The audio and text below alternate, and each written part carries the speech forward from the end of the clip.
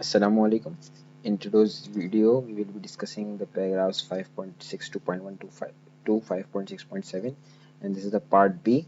And of these paragraphs to be discussed. In today's video, we will be discussing how to reclassify an investment that is already carried at fair value through OCI to investment at amortized cost, or to investment at fair value through P&L.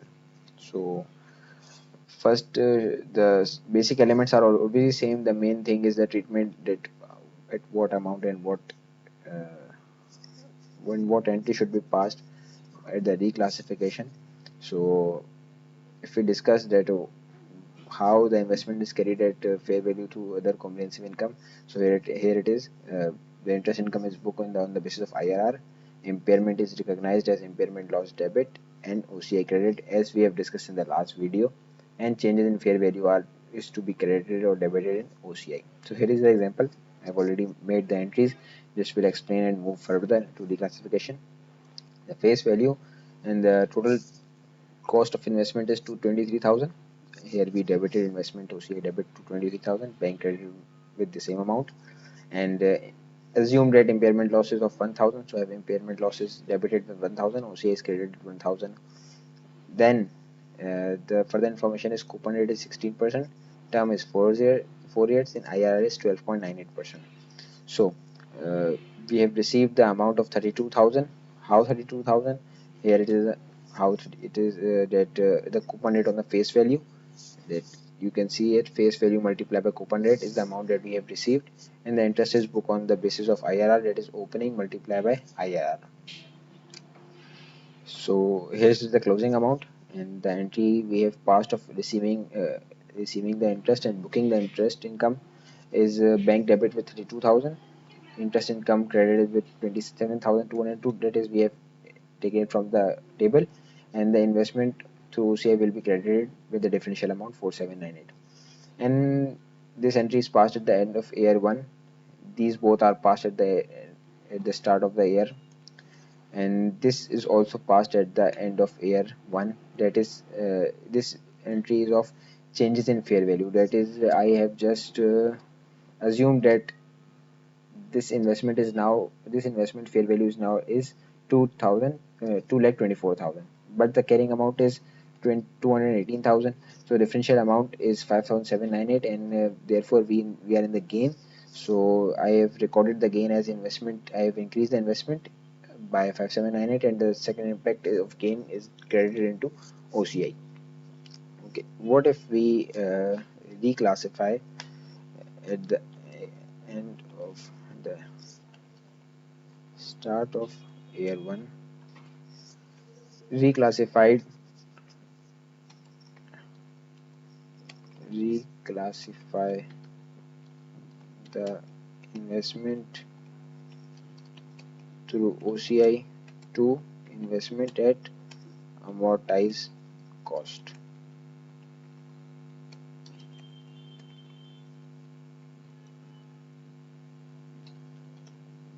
Okay, so we read what is the treatment and how to recognize all the items. So here it is, same it is book the interest income on the basis of IRR, same as of OCI, and the entry for previously recognized impairment will be OCI will be debited with the balance amount, and the provision will be credited with the same amount as of OCI balance. मजीद impairment हम recognise करेंगे, impairment loss debit करेंगे, provision हमारा liability credit हो जाएगी, और जो fair value gain recognised हम ऑलरेडी कर चुके हैं अपनी OCI के अंदर, यानी कि ये, तो उसको हम ख़त्म कर देंगे। कैसे? इन्वेस्टमेंट को हम क्रेडिट अपनी जो अमाउंटाइज कॉस्ट को रिकग्नाइज करेंगे हम लोग, वो करेंगे एट कैरिंग अमाउंट पे। OCI का जो भी गेन था उसको, अगर फेयर वैल्यू गेन था तो डेबिट कर देंगे, अगर फेयर वैल्यू लॉस था तो उसको क्रेडिट कर देंगे, और फिर investment at fair value OCI credit करेंगे एट फेयर वैल्यू, यहाँ पे लिखा हुआ भी एट फेयर वैल्यू। ठीक है, तो अगर हम स्टार्ट करें इसको, पहले तो हम यहाँ पे इसको, एक तो हमारी पहली एंट्री क्या होगी, एक ये होगी एंट्री हमारी, और एक एंट्री ये होगी। पहले अगर हम इम्पेयरमेंट रिवर्स करते हैं, इम्पेयरमेंट रिवर्स होगी पूरे बैलेंस के साथ, यानी कि अगर यहाँ पे मैंने, अगर ये तो ईयर 0 पे पास की हुई एंट्री, अगर ईयर 1 पे भी कोई इम्पेयरमेंट की मैंने एंट्री पास की होती, तो अगर 1000 की और पास की होती मैंने, तो 2000 से रिवर्स होती। लेकिन फिलहाल बैलेंस अभी सिर्फ 1000 का है, तो 1000 से उसको रिवर्स किया और प्रोविजन क्रेडिट कर दिया 1000 से। ठीक है, अब हमने उसको रिक्लासीफाई करना है, शिफ्ट करना है फेयर वैल्यू थ्रू उसे पीएनएल में। तो हम उसको रिकॉर्ड कैसे करेंगे? इन्वेस्टमेंट डेबिट करेंगे एट अमोर्टाइज कॉस्ट, कितने से हल्के लिखा हुआ है, एट कैरिंग अमाउंट, यहाँ पे लिखा हुआ है ये कैरिंग अमाउंट रिकग्नाइज करेंगे। तो हमारी कैरिंग अमाउंट क्या है भाई? ये हमारी कैरिंग अमाउंट है, ये कैरिंग अमाउंट है। ठीक है, अब हम लोग क्या करेंगे, दूसरा क्या है भाई, हम इन्वेस्टमेंट खत्म करेंगे अपनी जो ओसीआई के थ्रू है, वो फेयर वैल्यू पे खत्म करेंगे उसको, जो फेयर वैल्यू उसकी होगी recorded already, fair value OCI है, इस पर खत्म करेंगे। क्या है भाई अमाउंट? ये अमाउंट है 2,24,000 की। ठीक है, और बाकी ओसीआई का बैलेंस होगा जो कि हम उसको डेबिट कर देंगे।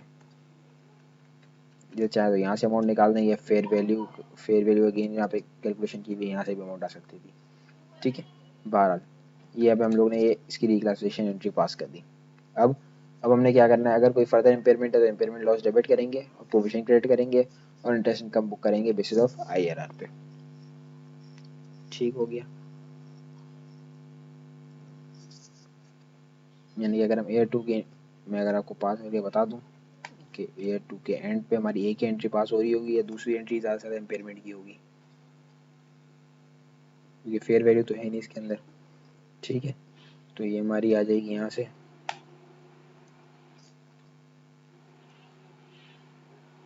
वापस दिया J4 से, सही हो गया। तो हम लोग एंट्री पास कर रहे होंगे, बैंक डेबिट हो रहा होगा हमारे 32,000 से, और हमारी जो इंटरेस्ट इनकम है वो हमारी क्रेडिट हो रही होगी 26,616 से, और हमारा बाकी इन्वेस्टमेंट ओसीआई क्रेडिट हो रहा होगा 5384 से। यहाँ पे हम लोग ने कर लिया इसको रिक्लासिफिकेशन, इन्वेस्टमेंट ओसीआई से लेके अमोर्टाइज कॉस्ट पे हम लोगों ने कर ली। अब हम मूव करते हैं कि अगर हम लोग ने इन्वेस्टमेंट अगर करनी है, रिक्लासीफाई करना है investment at amortise, investment through OCI को हमें रिक्लासीफाई करके पीएनएल में लेके जाना है, तो हम उसको किस तरीके से करेंगे? तो अगर मैं यहाँ पे इसका मैं कॉपी कर दूँ उसको,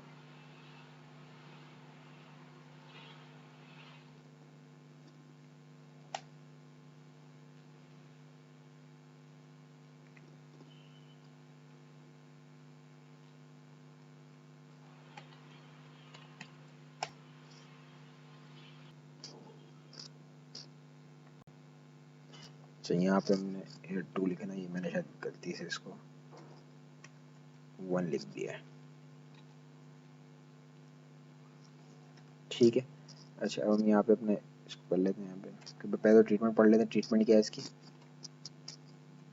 फिर आगे बढ़ते हैं। अच्छा, ट्रीटमेंट क्या बोलिए, अगर रिक्लासिफिकेशन करनी है तो भाई book interest income on the basis of coupon rate, entry for previously recognise impairment, हमने ऑब्वियसली बात है हमने ओसीआई के अंदर पहले मॉडल में थे और इसके बाद हम पीरियड में आ रहे हैं, तो हमने ओसीआई में सारी इम्पेयरमेंट रिकग्नाइज की होगी, तो उसने बोला ओसीआई में सारी ओसीआई को डेबिट करो और पीएनएल में सारी इम्पेयरमेंट लेके जाके खत्म कर दो इम्पेयरमेंट को सारी।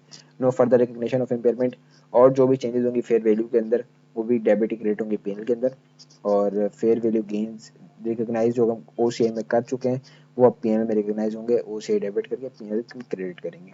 ठीक है, और इसके अलावा अब जो भी फेयर वैल्यू के जो भी चेंजेस आएंगी हम उसको पीएनएल में लेके जाएंगे, और साथ में एक इन्वेस्टमेंट जो डेबिट होगी हमारी, जो इन्वेस्टमेंट थ्रू प्रॉफिट और लॉस है, फेयर वैल्यू थ्रू प्रॉफिट और लॉस डेबिट होगी, वो डेबिट होगी at the amount of fair value on the date of reclassification. ये fair value on the date of reclassification. ठीक है, अच्छा अब हम इसकी एंट्री पास करें, सबसे पहले तो ओसीआई, पहले तो हम 2 एंट्री पास कर लेते हैं, अपनी इम्पेयरमेंट खत्म करते हैं। यहाँ पे एक ये एंट्री पास हो जाएगी और एक हम ट्रांसफर कर देंगे, 1000 का बैलेंस था वो यहाँ पे क्रेडिट हो गया। अच्छा अब हमने वो जो उसको रिक्लासीफाई करना है, तो उसको इन्वेस्टमेंट पीएनएल पे लेके जाएंगे, और किस अमाउंट से लेके जाएंगे, फेयर वैल्यू के अमाउंट से लेके जाएंगे। फेयर वैल्यू का अमाउंट क्या थी, 2,24,000, जिसकी वजह से कोई गेन लॉस या नहीं आएगा। ठीक हो गया, इसके बाद अब हमने क्या है, फर्दर इग्निशन इम्पेयरमेंट तो नहीं होगी, जो इंटरेस्ट इनकम बुक होगी वो कूपन रेट के बेसिस पे होगी, चेंजेस जो हैं वो पीएनएल में जाएंगी। तो अगर हम इंटरेस्ट इनकम बुक कर लें तो इंटरेस्ट इनकम कैसे बुक होगी, सिंपल सी बात है, ऐसे बुक हो जाएगी। बैंक डेबिट हो जाएगा 32,000 से, ये हम 32,000 कैश रिसीव कर रहे हैं यहाँ पे, ये देखेंगे 32,000 कैश रिसीव कर रहे हैं हम लोग ईयर 2 पे, सेम इसी हिसाब से ये एंट्री पास हो जाएगी। अच्छा, फेयर वैल्यू की चेंजेस अगर हम ले लें, अगर हम अज्यूम कर लें हमारी कैरिंग वैल्यू तो ये आ रही है, अगर हम अज्यूम कर लें इसकी फेयर वैल्यू क्या है,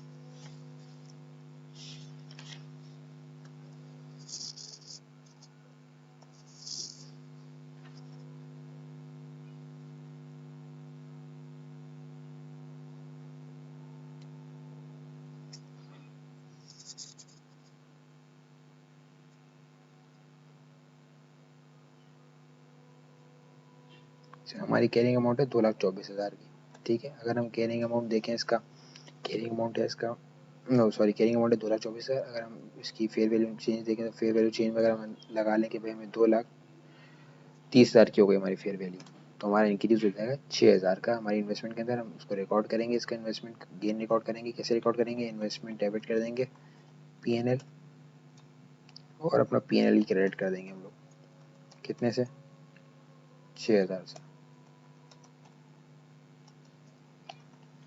सही हो गया। ये सिंपल सी रिक्लासिफिकेशन की इस तरीके से एंट्रीज बनती है, बाकी सब नीचे इस तरीके से ही वापस वही चलता रहेगा। हम इंटरेस्ट बुक करते रहेंगे, फिर चेंजेस अपने पीएनएल में डालते रहेंगे, ठीक है। यहाँ पे हम लोगों ने ये पार्ट बी भी खत्म करा अपना। यहाँ पे पार्ट बी में क्या हमने समराइज कर लेते, हमने क्या पढ़ा, हमने पढ़ा कि अगर हम फेयर वैल्यू तो उसे जा रहे हैं इन्वेस्टमेंट को लेके, अगर हमको रीक्लासिफाई करनी है इन्वेस्टमेंट तो अमोर्टाइज कॉस्ट के अंदर, या फिर हमें क्लासिफाई करनी है इन्वेस्टमेंट तो फेयर वैल्यू थ्रू पीएनएल में, तो हमने किस तरीके से अकाउंट फॉर करना है, किस अमाउंट पर अकाउंट फॉर करना है उसको, वो किस एंट्रीज किस तरीके से उसको अकाउंट फॉर करना है, वो हमने सभी इस वीडियो में पार्ट बी में देख लिया। तो उम्मीद है क्लैरिटी आपके पास आई होगी, जो आपको नहीं समझ आ रहा होगा वो मज़ीद क्लियर हुआ होगा। बाकी ये वीडियो लाइक और शेयर ज़रूर करें मेरे दोस्तों के साथ, और चैनल ज़रूर सब्सक्राइब करें ताकि आप वीडियोस के अपलोड होने से अपडेटेड रहें।